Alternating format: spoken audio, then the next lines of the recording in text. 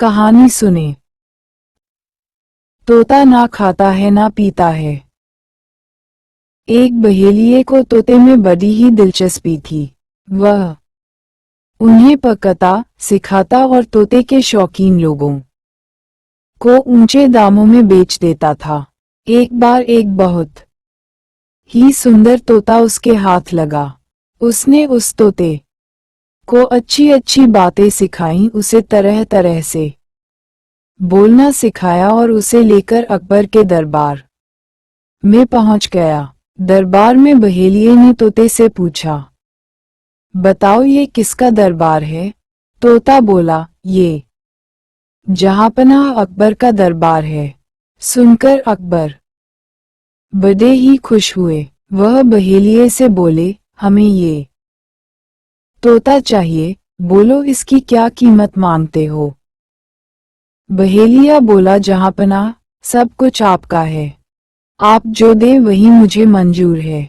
अकबर को जवाब पसंद आया और उन्होंने बहेलिये को अच्छी कीमत देकर उससे तोते को खरीद लिया। महाराजा अकबर ने तोते के रहने के लिए बहुत खास इंतजाम किए।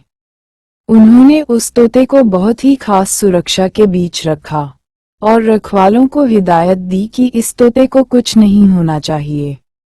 यदि किसी ने भी मुझे इसकी मौत की खबर दी तो उसे फांसी पर लटका दिया जाएगा। अब उस तोते का बड़ा ही ख्याल रखा जाने लगा, मगर विडंबना देखिए कि वह तोता कुछ ही दिनों बाद मर गया।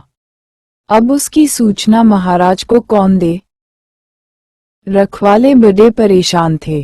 तभी उनमें से एक बोला कि बीरबल हमारी मदद कर सकता है, और यह कहकर उसने बीरबल को सारा वृतांत सुनाया तथा उससे मदद मांगी। बीरबल ने एक क्षण कुछ सोचा और फिर रखवाले से बोला, ठीक है, तुम घर जाओ, महाराज को सूचना मैं दूंगा। बीरबल अगले दिन दरबार में पहुंचे और अकबर से कहा, हुजूर आपका तोता। अकबर ने पूछा को, हाँ हाँ, क्या हुआ मेरे तोते? बीरबल ने फिर डरते डरते कहा, आपका तोता जहांपनाह। हाँ हाँ बोलो बीरबल, क्या हुआ तोते को?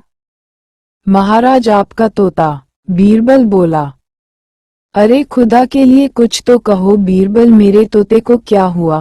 अकबर ने खींचते हुए कहा, जहांपनाह आपका तोता ना तो कुछ खाता है ना कुछ पीता है, ना कुछ बोलता है, ना अपने पंख फफटाता है, ना आंखें खोलता है और ना ही।